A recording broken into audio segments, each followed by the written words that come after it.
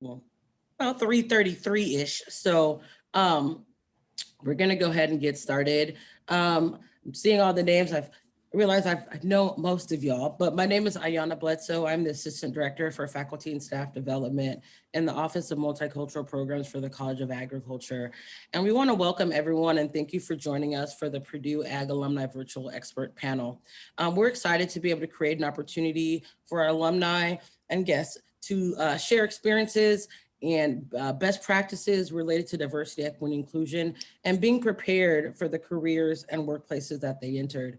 Um, Working on diverse teams and working with team members at remote locations, especially now, um, and the importance of diversity, equity, inclusion are paramount to the way that we're able to work and move forward as organizations and individuals um, in this country. And so today we have a panelist. We have our panelists, Alex Pettigrew, Eric Steiner, Mariah Hurt, and James Monger. Who are gonna talk to us about like what that looks like in practice in their different fields. And so I'm gonna let our panelists introduce themselves.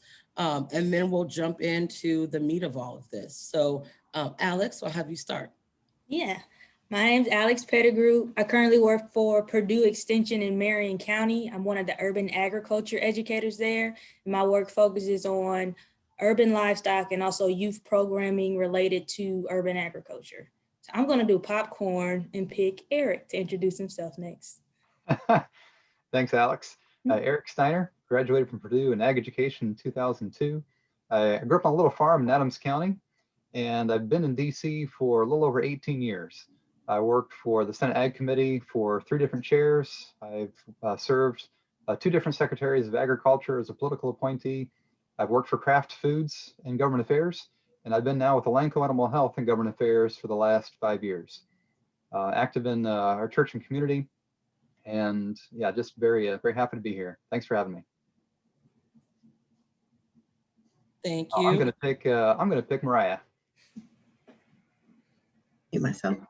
Hi everyone, my name is Mariah Hurt. I graduated from Purdue in 2016, and right now I work for an agricultural testing lab called SureTech Laboratories. It's part of the Land O'Lakes umbrella, so you guys are probably familiar with the people who make the butter. So I'm part of that agricultural testing lab, and we process a lot of the plant tissue, soil, forage, feed, and ingredient samples.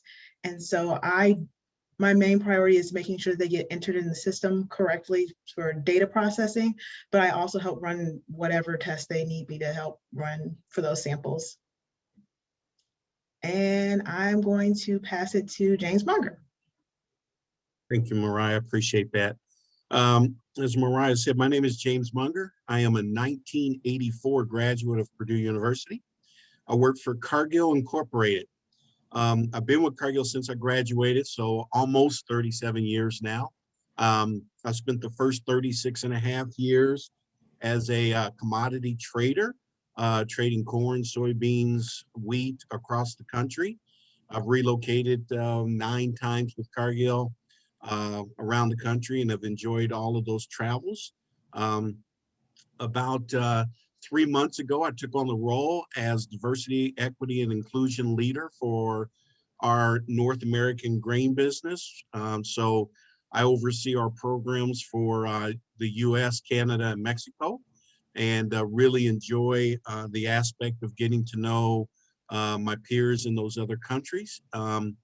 Married for 36 years, have 3 adult children, 2 Purdue grads, 1 trader that went to Ohio State, but I'll still love her. And that's all right. There has to be one in every family. But just really happy to be here tonight. Thank you all for your wonderful introductions. I feel bad for your kid who went to Ohio. Thanksgiving must be rough for y'all. So I want to start us off with I think a base level question, and I'm gonna combine 2 of them. So what is diversity, equity, and inclusion? What is that? And what does that mean to you? So which of y'all would like to get our party started here? I'll kick it off, if that's okay.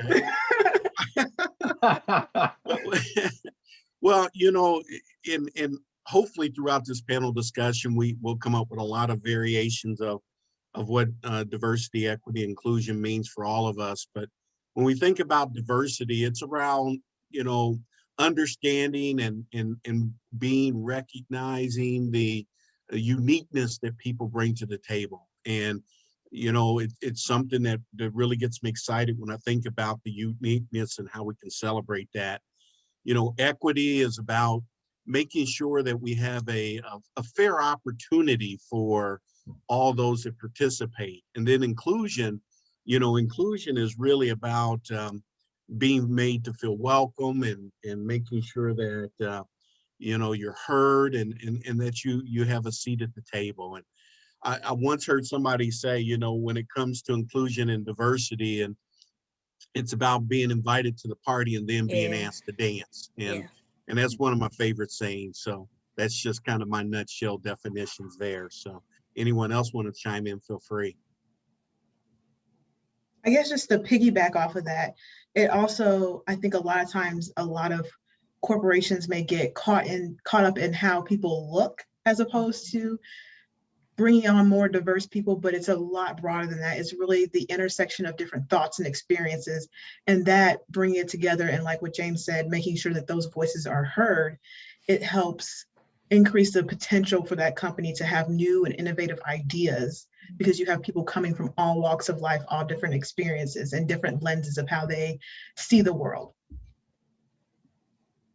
Yeah, I recently was on a webinar kind of talking circle, and it changed my definition of diversity, or kind of how we can look at it from a corporate or workplace perspective, is differences working together for a common goal. So you need that different backgrounds, different skin tones, and people get caught up on that too, but just all the differences coming together to execute a goal. I think that's what, I guess, workplace diversity really kind of is to me right now, after I learned that new definition. And just like what James said, the party is equity, everybody's invited to the party. Inclusion, everybody gets asked to dance. I want to say everybody gets their favorite music genre played too. Yeah, I would just amplify what everyone else has already said, and I'll maybe start with inclusion first. To me, inclusion is really giving and showing respect to all people as they are. Yeah, to me, it's really rooted in my faith. I truly believe that God made all of us in God's image, and whatever faith or religion you may or may not be, I believe we all came from the same place. And if we look different on the outside, then maybe God just likes variety. But diversity, I guess, to me, also, I really, it resonates for me what Mariah was talking about, where yes, we may look different on the outside, and I think a lot of companies and companies I've interacted with, organizations, we do get caught up in, how do we look on the outside? Is it color? Is it size? Is it gender? Is it age? To some extent, you can see on the outside someone's sexuality if they choose to express in a certain way. And that really is just the surface. And the chief diversity officer, when I was at Kraft, really, I think, really nailed it home for me when they described what we normally think of as diversity. If this is like a water line, what we think of diversity is an iceberg.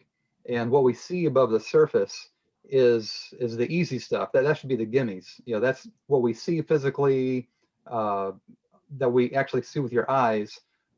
That is diversity, but the true value of diversity lies beneath the surface. What is our educational background? What was our family like? Where do we come from? What are our friends like? What are we interested in? This whole cornucopia of things that make us who we are, so that if a company or organization is thinking about increasing diversity, you really don't unlock that diversity until you can lower the water line and be able to get past the physicalness, and then actually see the what makes us all as individuals and people. And then if you can harvest that value, then your organization or your company can really thrive. I don't want to be too cynical, but I think as a country, we're not there yet. We're not able to get past some of the physicality, which does obviously need to be valued.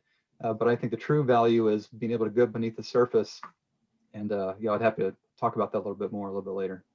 So, yeah. I think your last statement, Eric, I'm gonna jump around in the questions I sent you, just No, you're fine. right? Because you struck something with me. Because I'm wondering, like, well, how do we move beyond the waterline of this iceberg, right? If we're humans and we react to what we see, how do we move from the fact that I see Alex Pettigrew with a headscarf on? Yeah, I'm glad you asked. And I was kind of taught this at Purdue by some folks, and have really carried this on through the rest of my life. How do we start? How do we do this? To me, it's one person at a time. And when I was at Purdue, there was an organization, a student organization called the Kitchen Table. And the idea was you brought people together from all types of different backgrounds. At the time, it was a little more, what do people look like physically, bring people together.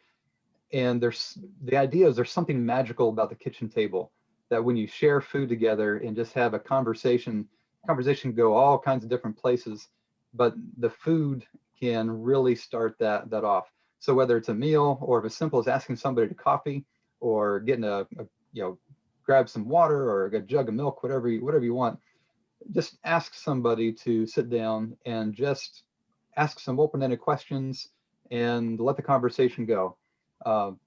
It's a way, I think, to really start things. And if you do that with enough people and they do it with enough people, then all of a sudden you get to know each other a lot better than just what you see on the outside. My question is, how do you get asked to, I want to say the cookout, but how do you get asked to the kitchen table? So a friend of mine who I just happened to get to know in class said, Eric, I think you need to come to the kitchen table. Like, okay. And then from there, as I got to know more people, that's when Alex knows that I got to know Professor Dexter Wakefield over time. And Dexter was a PhD student in ag education when I was an undergrad, and he was very active in Manners nationally as well as Purdue. And he asked me to join Manners. And I said, really? Why would I do that? I think you'd appreciate this. Come on in, just check it out. So he invited me to Manners after I got to know him and some others through the kitchen table. So one kind of begets the next and kind of can snowball. Alex, to your question, I think I would probably add, there are times you can't wait for the invitation. There are times you just got to go in the kitchen and pull out the seat and sit down and start having a conversation. And, I consider myself a little bit of an introvert, but once you start to have conversations with people and get to know them, you really start to think about all the biases that you bring to the table. And not only do you have the biases that just are really at the forefront of your brain, but also you start to really learn about your unconscious bias that forms the way that you see other people. And the only way you can get beyond the unconscious bias is really to be honest with yourself about why you feel that way, and to be courageous enough to start having those conversations with people and be honest. If you don't know something and you want to know, ask the question. Don't ask it from a position of being a smart aleck, but ask it because you really want to know and you want to become an informed person. And I think that's really helped me over the years. It's just really being willing to walk into the kitchen, pull out the chair, sit down, check my bias at the table, and ask a question. Yeah. I like that. Oh, go ahead, Mariah. Oh, okay.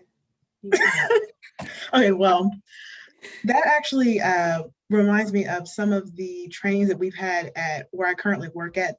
All the managers, it's mandatory and it's available to all employees, but it's called the unconscious bias training. And it lets you realize that our brains are kind of wired to where we tend to just put things in our own lens. We don't really learn things new. We may put things to get together differently in order to make it be new, like what we normally think of. But really, sometimes it takes another perspective to change the way we do things, because there's no way we would come up with that on our own. And the reason why it's unconscious is because the way, from our experiences, the way we were raised, it puts a lens that we're no longer thinking about. And the only ways to really realize that you have an unconscious bias about something, because if it's unconscious, you know, you may not even realize you have it, is to start having those conversations, or to even, like what James says, to just check yourself a little bit. It's like, why do I think that way? Is it because of this experience, or do I know that as a fact? And that's one of the things that recently that I've really started doing a lot of, is just checking myself. Just, Yeah. you know, your mom always says, check yourself before you wreck yourself. So I check myself before I mess too many things up, you know? And in the workplace, it can actually hurt in the sense of recruitment, in the sense of, if you might have an affinity bias, in the sense of that you want people who are more like you, and that can hinder bringing in more diverse talent. So you may want to make sure before, if you're in a position where you conduct an interview, that you're not excluding someone because of some unconscious bias that you may have. Yeah. You made me think about, because I had a story to share related to coming to the kitchen table, but your unconscious bias comment made me think about the moonlight pancakes we used to have during Grand Prix week. Yeah. My papa always told me, if you ever hear a yeehaw coming from a group of white folk, go the other way. But I wanted some pancakes. And like, I'm walking from campus, I hear the yeehaws, but I want these pancakes. So I got in the line anyway. And that just made me really check myself. Like, people in the line, it's a long line. So we start talking, there's music playing. So we learn different dances. But in that same line, in my career now with Extension, I went to an event and I was the only person of color there. And I had on Purdue gear, and people asked me like, oh, are you an athlete? Are you a student? And I'm like, no, I work for Purdue. And they're like, oh, really? I got those questions. And then when the event kept going and it came down to lunch, and I was like, I'm gonna just sit with somebody, because nobody's really talking to me. Nobody's really sitting to me. And so I sat with this person, and they were like the DEI person for a bank. And they told me all these, how they're open and understanding and culturally aware. I never finished my food so fast, and I like to eat, but I got up and left because I was like, this is not what I was expecting. So it's just interesting how like the cookout and the biases, it all really just comes together, and what you decide to do, how you decide to move forward, or just like make that change for yourself. Well, Alex, I appreciate that. And I also want to try to answer your question. How do you get invited to the kitchen table? I asked that question once, and it was, they turned it on me and they said, well, when's the last time you invited somebody to your kitchen table? Yeah. I said, okay, I gotcha. And it's something I try to, as I try to counsel and mentor younger employees that start, and especially in around Congress, there's lots of young people, and it can be very tempting, I think, to, well, quite frankly, quite self-segregate. It feels safer. It feels more welcoming, and to a degree, I think that's okay. That's fine. There can be a real need for that safety and that feeling of safety. But at the same time, I don't think we'll ever fully blossom in our careers unless we do reach out from those that look like us, or act like us, or think like us. That's where we really can get more opportunities to do well, and then help other people too. You know, I would probably just add one other thing about the kitchen table, because I do like that analogy. But one other thing is, you know, it does require you to take a certain amount of personal risk, because if you expect others to open up to you, to share, to give you information, to assist you, you got to be willing to put yourself out there as well. And if you're not going to do it, others are going to pick up on that, and you'll find pretty quickly that you're on the outside looking in. Yeah, that's a good point. I don't want to pretend that it's easy, or that I've never been, rejected, or ever had, some, tough experiences. But the good so far outweighs the difficult. And yeah, the more you do it, the more you invite people, then the easier it becomes. And even now, when we're socially distanced, right? We're all virtual. Asking somebody to a Zoom call can be a little easier than sitting down for coffee. But can be easier too. And if it turns out you just don't like the conversation, you can always just turn it off. I want to add another element. Take the risk. I want to add another element to this, because I like where this is going, but I hear what you're all saying and it all makes sense. But how do we do that today? I think our country right now is extreme levels of tribalism, and you get to experience all of that in DC right now. Congratulations, Eric, right? So, For I mean, sure. like, our country looks in very differently than we're accustomed to, right? And I watch way too much news.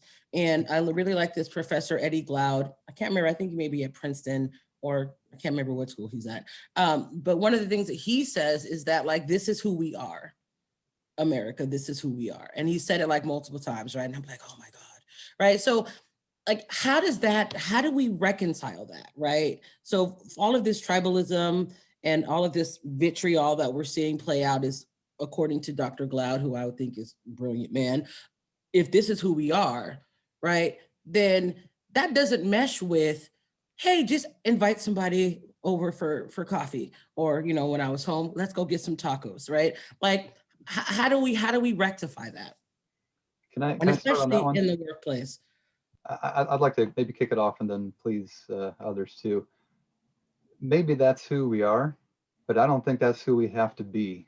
And that's not how we have to, that's not what our country has to become. I'm an eternal optimist. I feel extremely fortunate, and I was reminded by James in his introduction, I forgot my most important thing in my life is my family. Over 10 years ago, thankfully, I was comfortable enough in my own skin. I met my best friend, and we got married, and we have a couple kids, 9 and 7. And your question really hits home for me, because I have to do everything that I can to make sure that my kids are safe, to make sure that my kids are not only accepted but can thrive. My wife's Black, our kids are both of us, and we live in a little bit of a bubble here in the suburbs of DC. You know, our public school, our elementary, I think, has 62 different native languages that are represented. That may be a little bit of an anomaly. It's a large elementary, but still. And we need a society, a world that is going to be a little different than what we experience today. So I have a personal vested interest in that. And in the church where I serve, where we attend, a little over 3 years ago, I was asked to serve and be ordained as a deacon. It's a large, historically Black church built 218 years ago by former slaves. And I'm not the first white deacon, but I am the second one, second by quite a few years. And it's really opened my eyes to my own unconscious bias. I'm still a work in progress, but having served, some might think, in two different worlds, and trying to bridge that gap, I have a vested interest, but also I just know too many good people in the world to think that our country is always going to stay in such a difficult place as what I think it is right now. And not to belabor the point too much, but when I was another item at Purdue, I was going through a pretty rough time on some of these things, and one of my mentors, professors, took me aside and said, Eric, you know, you just have to realize you can't change the whole world, but you can keep your own corner of the world neat and tidy. And if enough people of the world keep their own corner neat and tidy, then real change can happen. And so I do go back to one person at a time. That's going to make a lasting difference, make the country a better place. I'll get off my soapbox there, but thanks for indulging. That kind of reminds me that, you know, you're only responsible, that last part you said, you're only really responsible for what you say you do and how you react to a situation.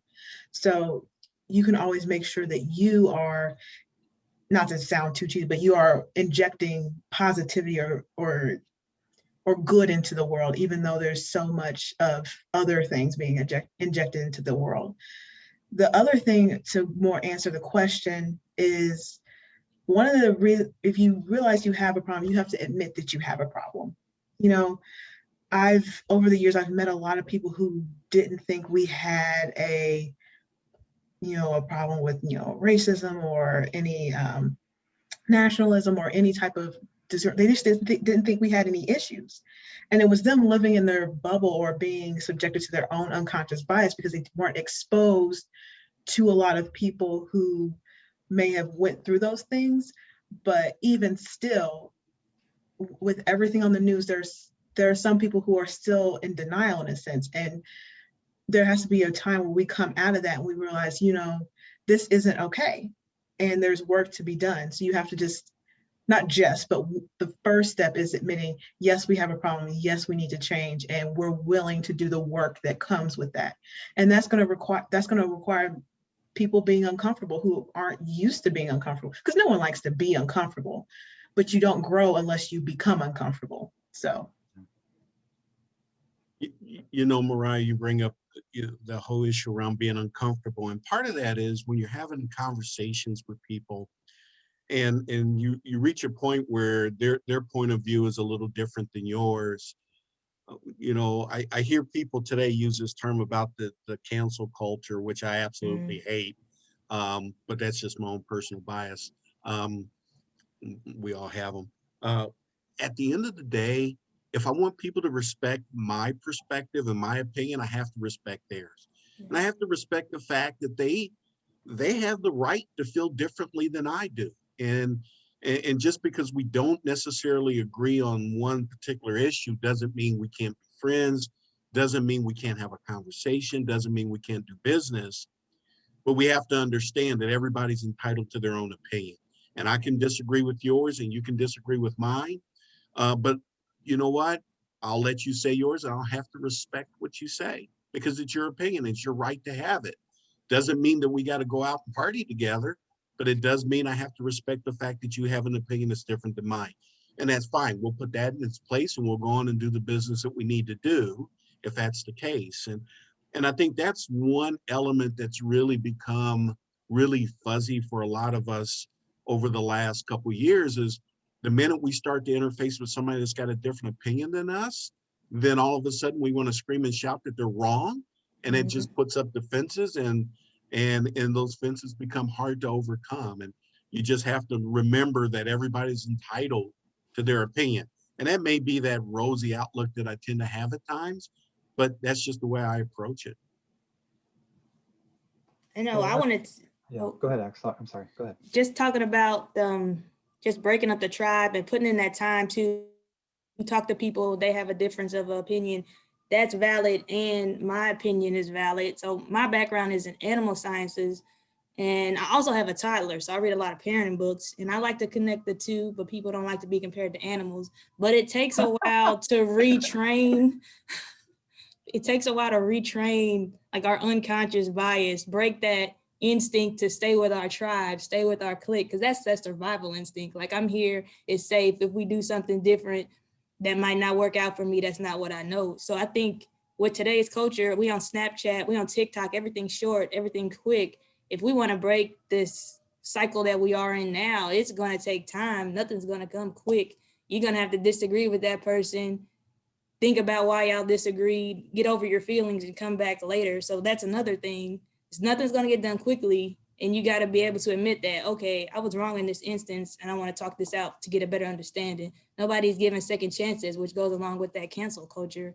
So it's like a lot of, you got to put in some work to make that change. And people want the quick and fast right now. That's just the way things have been changed to. Alex, that's funny. I relate to the animal sciences and people.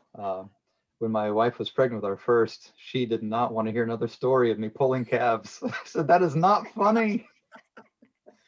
Oh, but James, too, to your point, you know, one of the things that we strive at Elanco and part of our DEI program is really trying to instill is trying to listen to understand, not just listen to react.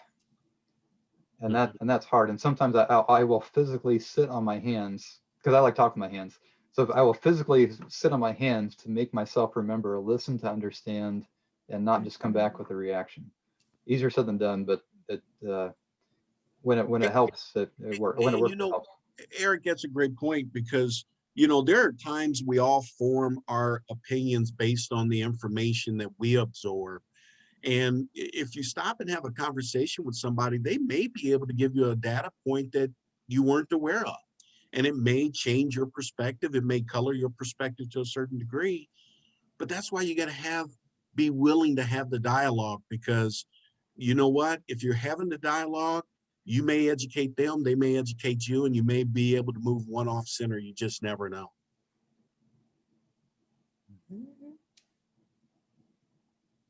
I'm gonna add something else. I'm realizing that I made these lists of questions, but y'all are giving me new ones, so I'm sorry. You're gonna Just keep adding some spice to the I do conversation. just a little bit, just a little Sprinkle bit of it, it's cayenne okay. goes a long way, right? So y'all start talking about cancel culture, right? So I think that's really interesting. We had a panel last week of some queer, trans, Black activists who were talking to us about their activism. And so, one of the things that they talked a little bit about cancel culture, and I think they agreed that cancel culture is not necessarily good, but I think what hit me is this quote by James Baldwin. I love him, think he's amazing. He says that we can disagree and still love each other unless your disagreement is rooted in my oppression and denial of my humanity and right to exist, right? And so I'm thinking about like everything, and I know I'm just like adding more to the pot, and I'm doing it on purpose. So like, what do we do with this, right? Because I mean, I've taught with the AGR 201 class, and that Dr. James Monger has come to, and sometimes we have some really interesting conversations with some of the students, and they have some very interesting perspectives, and I'm like, okay, well, what do you say to some of these things? Like I've had students tell me to my face, well, I don't think gay people should have rights. What? Like, how do I even begin to have a conversation with you? Which I think is where we are sometimes right now. When people are like, I see you, but I'm actively not seeing you. And what do we do? Part of it is you gotta keep those people talking. When somebody says they don't believe that gay people should have rights, as an example, you got to act like a 2-year-old and say why. Help me understand why. And when they give you that answer, you got to say, explain that to me. And I think as you continue to get them to talk, at least you can start to really understand what shaped their mindset. And you may never have the opportunity to change it, but you may also come across something that's a piece of misinformation that you're like, well, I hear what you're saying, but let me show you something that maybe will change your opinion. But you got to keep them talking, because if you hear them say, I don't think gay people have rights, and you disagree with it and you say whatever and just walk away, then you know what? All of a sudden you're going to have this wall between you and that person. Whereas if you keep them talking about why, help me understand, I think you can maybe get to the root of it and really understand their perspective, or maybe give them some additional information. Yeah, I know I did that one time, but that same statement, like gay people shouldn't have rights.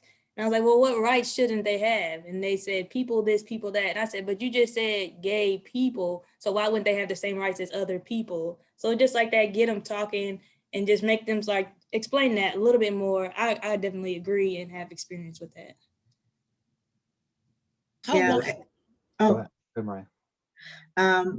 I just also want to say that, it's also another reason why it's important to keep them talking is because, especially when it comes to students, and well, not just students, but I remember when I was in AGR 201, like when I was in my early 20s, late teens, I'm better at expressing my own thoughts now than I was then. Okay. So sometimes you have to keep them talking, because they may not be able, it may take a while for them to express their thought process or their pattern, because that's a skill they're still developing.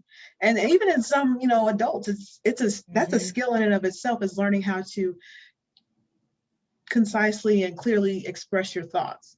And so you have to sometimes let people kind of talk a little bit more, even if you're raging on the inside, to get where they're coming from.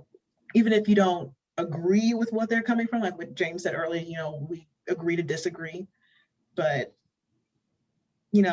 that's a skill that some people don't have, is to express their thought, and you may have to get them to talk a little bit to get their thought process out.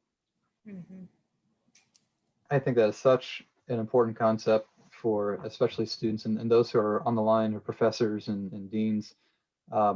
This may be one of the most critical things that we can give young people, because as we're talking through this, it's kind of the sense that people may not have they may think they know what they think, but until they actually have to reason it out, they may not understand the implications of what they're saying.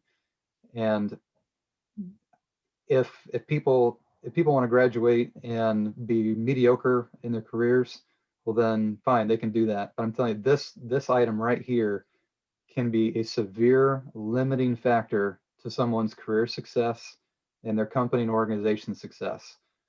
If they just want to be limiting against people, if they want to, espouse views that isolate other people or against others, they're not going to get the promotions. They're not going to thrive. They're not going to be able to provide for their families as they otherwise might. And quite frankly, they're not going to be a positive contributor to the world that we want our Boilermakers to be.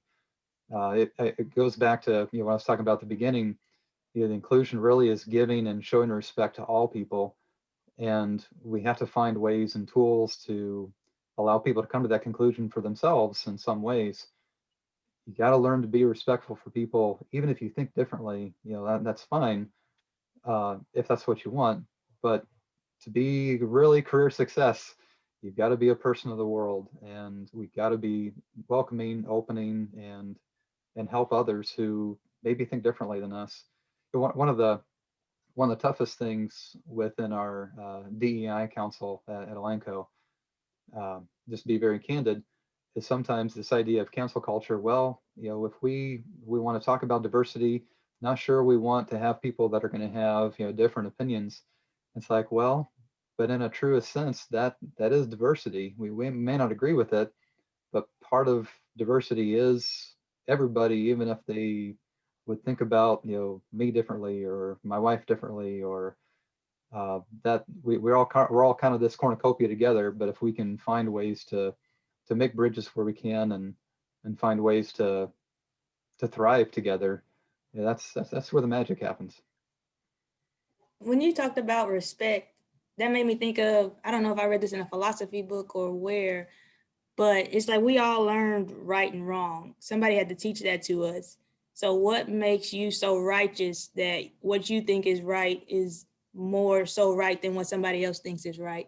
So that just made me think about that with respect. You got to think about where people are coming from. Everybody has different experiences, and you have to be, open to change. You got to be open to listening and taking that time to gain that understanding.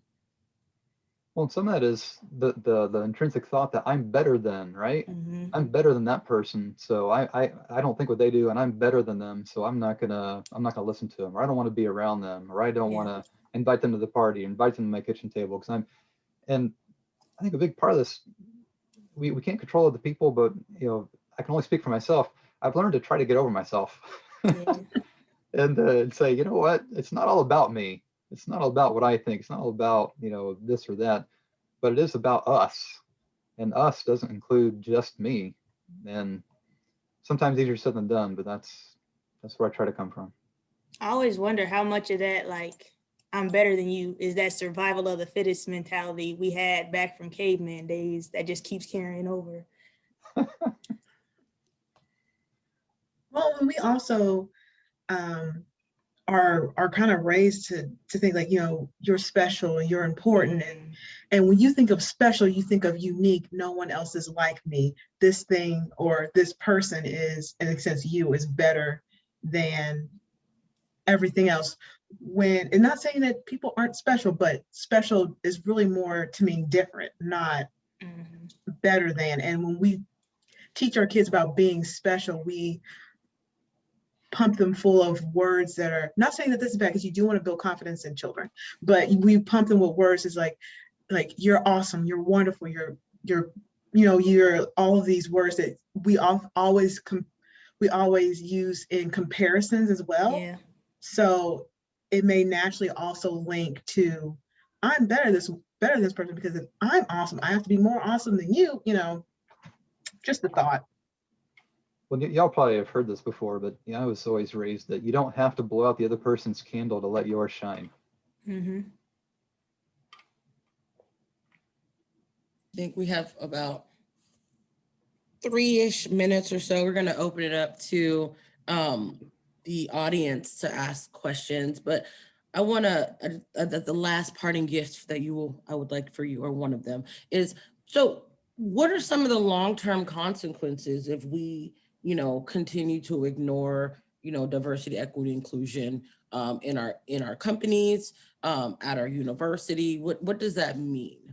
Because I think we're all in agreement that it's important, but I think there are varying levels of attention that's being placed on diversity, equity, and inclusion across the board in both corporations and in universities. Like after the summer, I had Black Lives Matter messages from PetSmart, right? I was like, my dog is a dog.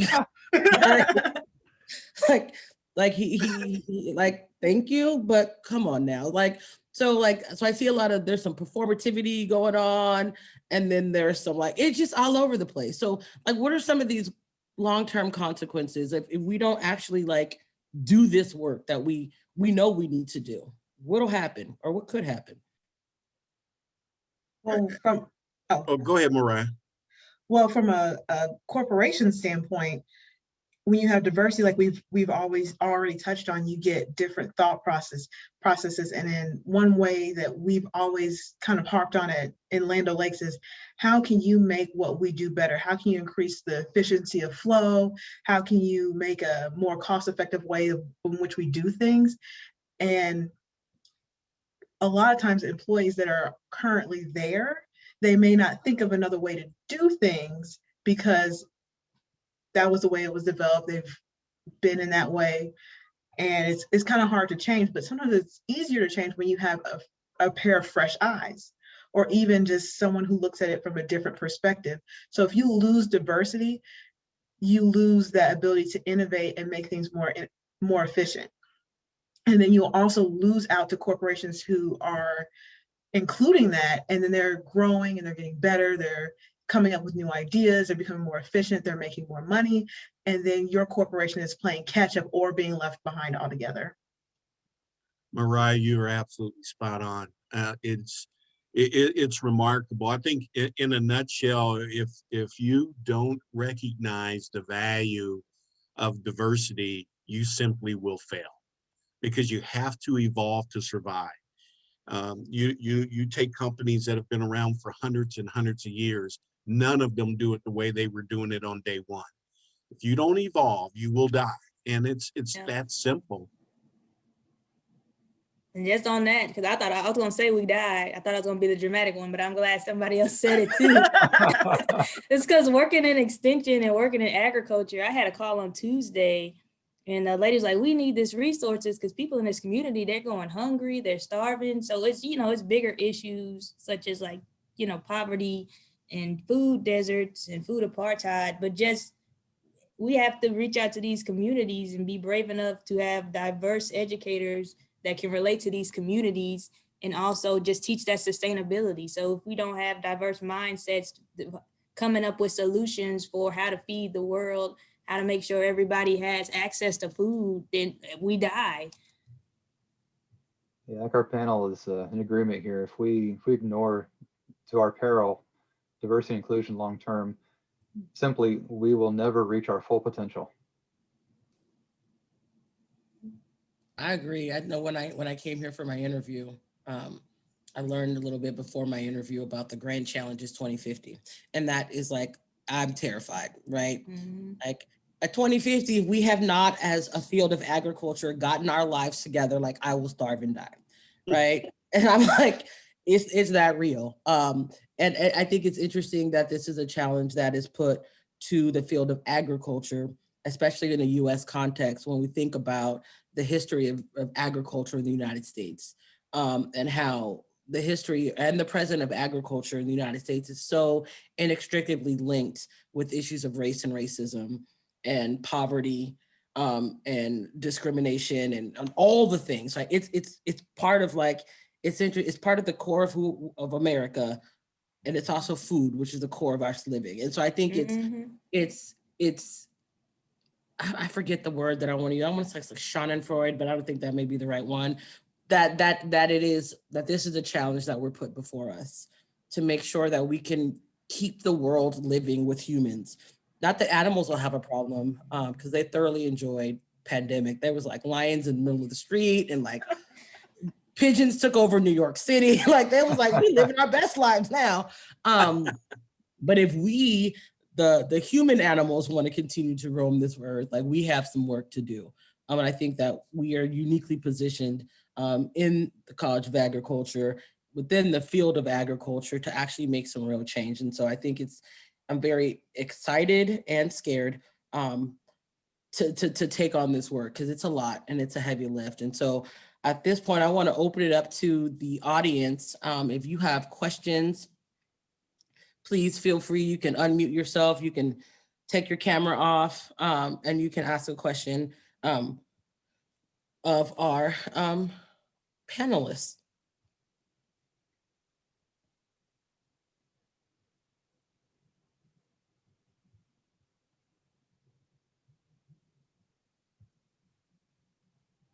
Can I go ahead and ask a question, Ayana? Yep, you're up, Dean Plump. Okay, thank you. So you talked a lot about individual relationships and how you work with the individual. You know, you are all, and I in particular, am working with a whole college. And the college spans so many different views. And I'm trying to move the whole organization to a new place, recognizing different people are at different places. But do you have any guidance on how you move a whole organization? This is for you too, Ayana, because you need this help too. But, you know, I talk to people and some people are really far along and then others say, what is DEI? And I got that question today, by the way, just to give you an idea. And I felt like that's one of the things we've been talking about a lot. But then I realized I didn't know that. I don't know how long ago I wouldn't have known that acronym. So I just wonder if you have some suggestions of how in that bigger scheme we can also move the whole culture forward. You know, and we have Pam's course and we have various pieces, but any suggestions? I think one of the things I would encourage you to start with why. Start with a why this is important. What's the vision? What are we striving to do as the College of Agriculture to achieve? Start with that big picture why, and then this becomes some of the operational, some of the tactics to get there. Okay. And that's, we actually talk about that inclusive excellence framework, which is, helps us with that. Yeah. I think the second part that's a little bit more challenging in an organization, but it's one that has to happen, is then you have to create a culture of accountability around it. And it becomes non-negotiable. Because if it's truly a value for you and it's a value for the college, people have to be held accountable to support it, or else they got to go find something else to do. Yeah, I know when I mentioned that unconscious bias training, I probably said this already, but that was mandatory for everyone in any type of leadership or management position in our company. And it's open to other employees. We're encouraged to do that, but for people who are managers, they take on the role of kind of managing their teams and as well as providing some sort of mentorship to help people grow. So when you have diverse and a lot of different employees come in, it's good for the person who has that level of mentorship to have that under their belt. It's not the end all to be all, and it's not the last step in it, but it helps. That makes a lot of sense.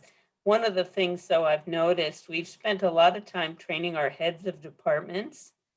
And what I've realized over time, and this is my last question, I promise.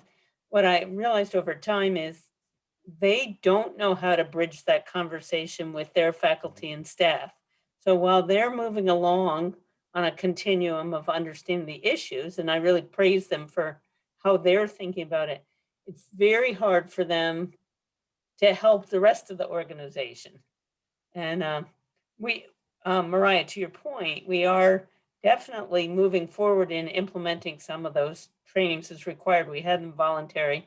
We have to move forward in figuring out how to do that, and how to not ruin it for everybody when you have a bad apple in there, if you know what I mean. Somebody who's not ready to hear anything.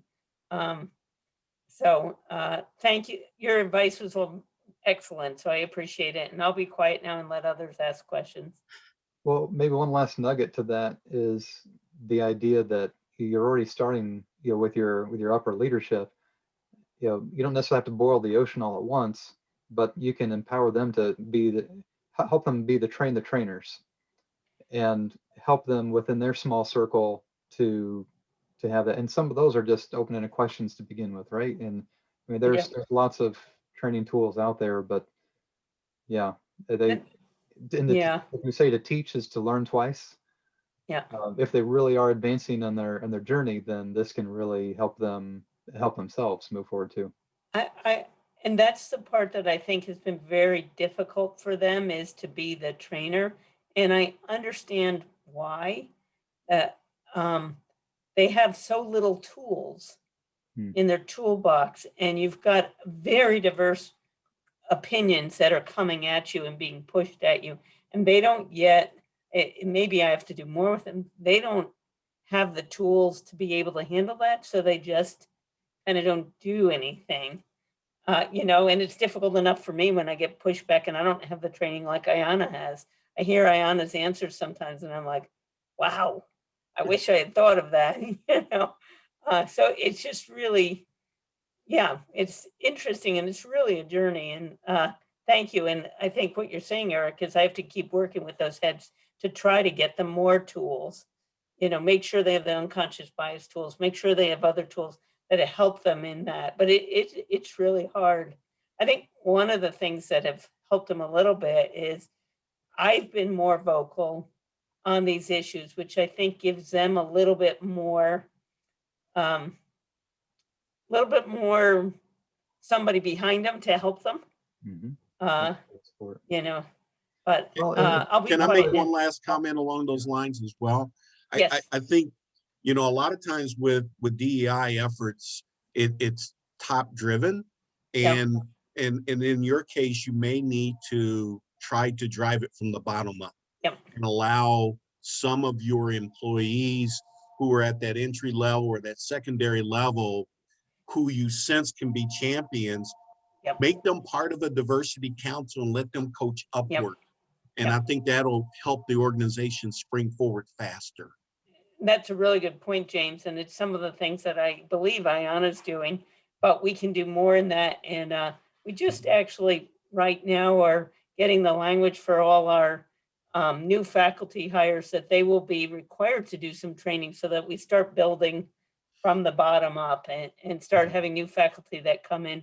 And we have a number of new faculty and staff that have a passion, but I need to probably use that a little bit more.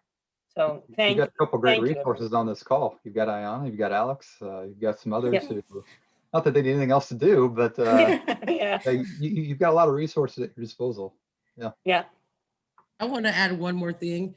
And I think this is a big thing, is be bold. I think one of the things that I've gotten anything out of, like seeing everything that's happening today and like listening to my family, because my family was very involved in the civil rights movement, and they said, be bold. They were bold. Yeah. They were unafraid to make decisions. They were unafraid to kind of go out there and just like, well, it's happening. So I have a choice. I could sit by and be, passive, or I could just be like, hey, like, I am a man, I'm gonna carry this sign, I'm gonna walk down the street, I'm gonna walk across the Edmund Pettus Bridge, I'm going to protest for Black Lives Matter in Michigan, like, or wherever. Like, it's that boldness, which I think is scary sometimes, because we're very accustomed to like, well, this is how we do it. Like, I can't shake it up too much. I want to shake it, but not break it, right? And so like, there's a fine line. Like, you can shatter a glass window and it still not be broken. So I think sometimes we got to figure out, how do we shatter it and not break it? I hear that all the time about being bold. And just when you think you're being bold, you're not being bold enough. And you've got to push yourself to the point where it's not illegal and it's not immoral, but you're walking the line. You got to be, when it comes to being bold, I mean, particularly in a university setting, I know there's the politics around everything that happens at a university, but there are times you've got to push the envelope in being bold to really get the message across. And go ahead, Marshall. I would welcome the input from our panelists tonight. Something that's troubled me over time. We're all either Boilermakers or certainly trained in various disciplines of science. And often, as we've heard tonight, we talk about respecting somebody else's opinion. It's one thing to have a value system and a belief system, but sometimes the science that they are opinionating is not correct. their educational background is somehow been ill-informed or misinformed in a society today of a lot of fake news, misinformation. So how do you handle respecting somebody's opinion when perhaps they just really are not well-informed in the science or the important things about education? How do you deal with that?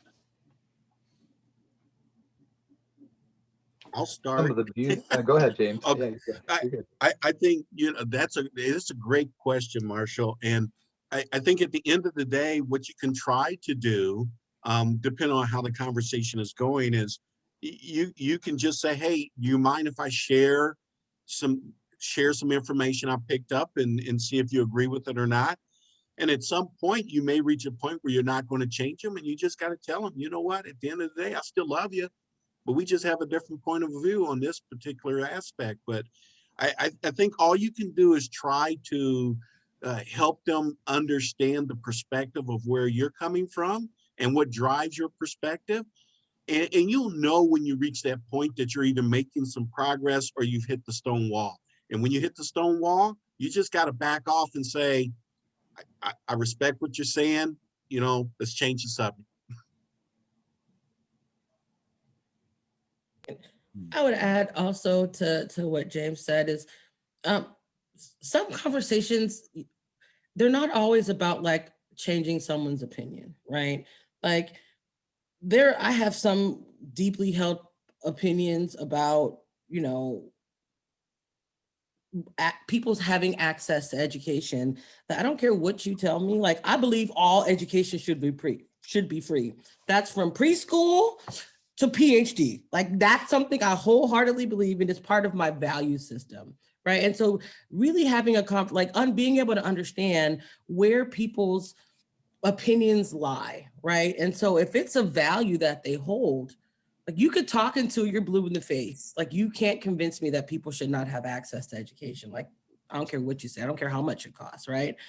But so people have some of these values. And so it's really about having, like James was saying, having a conversation and really understanding where that is. Because some conversations, like, you have to decide like whether or not you have the energy and the wherewithal to have some of these conversations, right? Because I agree with you, Marshall, that there are some opinions, like everyone has the right to an opinion, but not every opinion, I think, is the same. An opinion that is based on the negation of my humanity, I am sorry.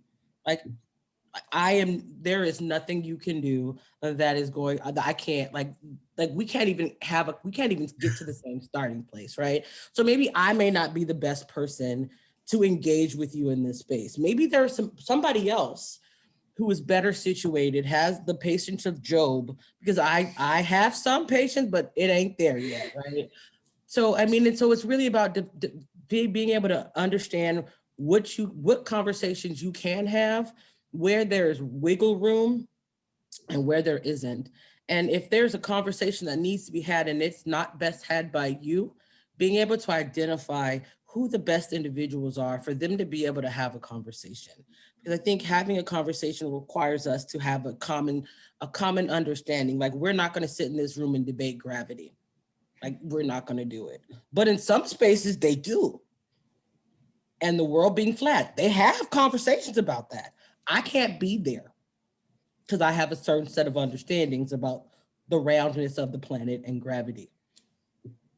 So I And think I part of mentioned the that beauty as I understand. So today's world, we have about climate change. Should we get the vaccination against the flu, biotechnology, molecular biology, the whole area of science that you work in as industry people, for example, that you've got to decide, you know, there's science, and then there's some opinions about which direction we ought to go.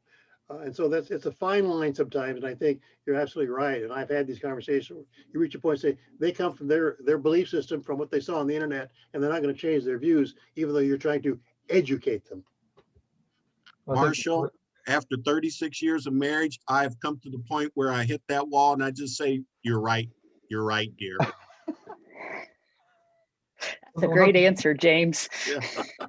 Not to be too oversimplistic about it, Professor Martin, but in some ways the beauty of science is that it has to be replicable, right? And they might be wrong, but it's like, well, if you can replicate that, then let's continue the conversation. But also with sometimes the science, as you mentioned, which way do we go with it? Sometimes just because we can do it doesn't necessarily mean that we should.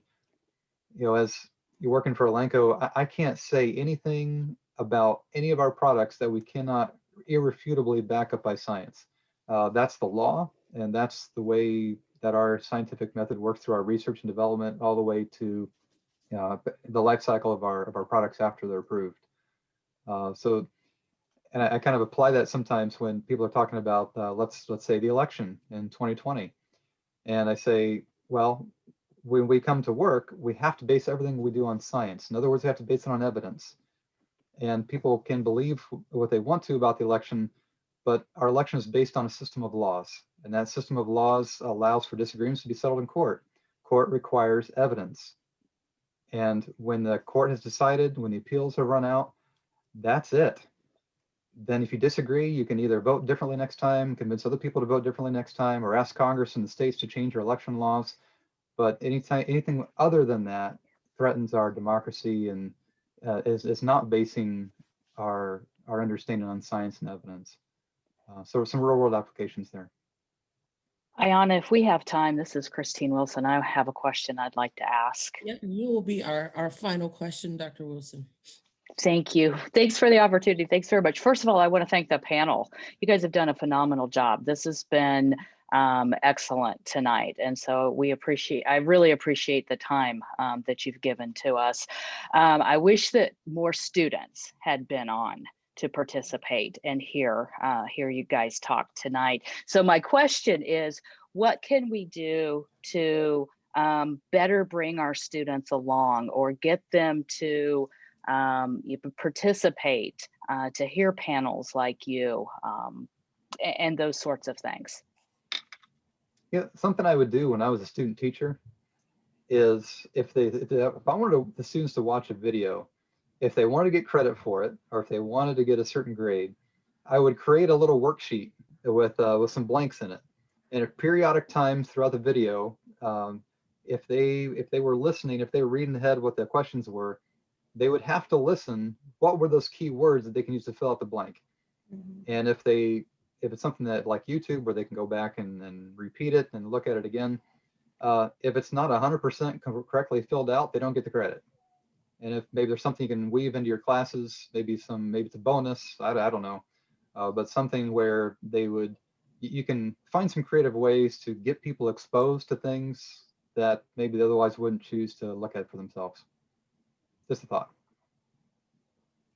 I know that I took classes where we would have an assignment where it's like you have to attend like maybe 3 outside events or something like that, and then you have to bring back like a program, or well, I guess this is a Zoom call, so maybe like after, like say if you're on the call, you get like a confirmation email or like a thanks for participating email. You have to bring a copy of that email or something like that.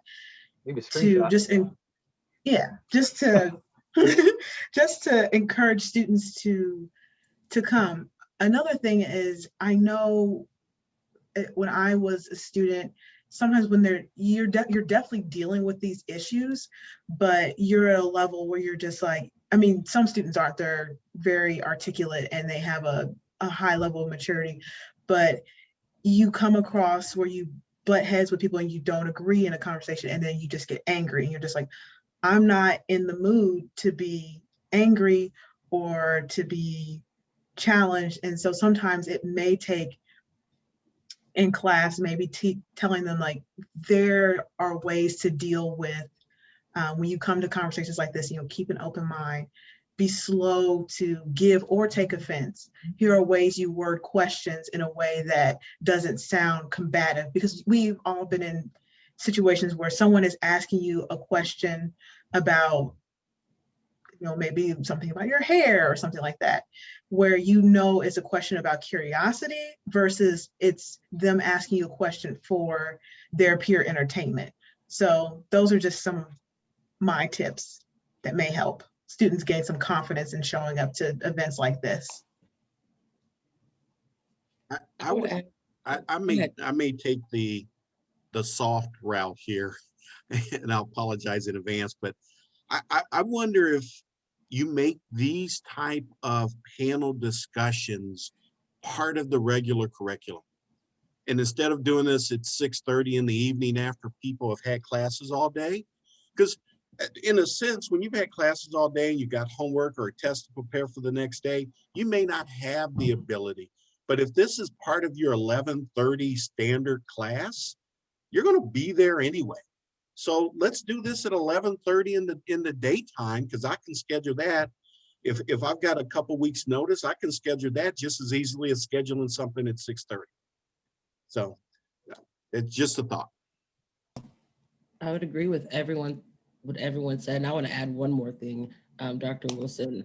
I ran a residence hall for the bulk of my career prior to coming to the College of Agriculture.